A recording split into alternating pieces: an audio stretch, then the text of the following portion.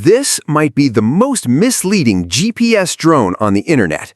The AE20 MAX claims crazy stuff: 8K camera, cinematic shots, 3-kilometer range, even pro-level GPS stabilization. But is it actually worth buying?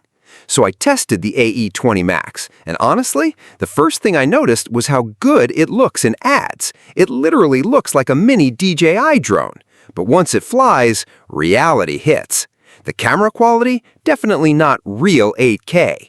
The GPS works, but don't expect DJI-level stability. And in wind, this thing struggles hard.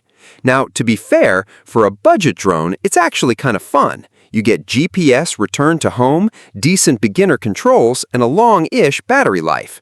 But here's the problem. A lot of sellers massively overhype this drone online. Some even use fake cinematic footage in ads that the drone literally cannot shoot.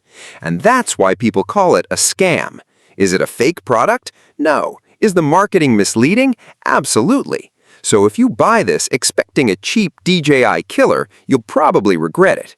But if you treat it like a beginner toy drone with GPS, you might actually enjoy it. Would you trust a $10 8K GPS drone? Comment below.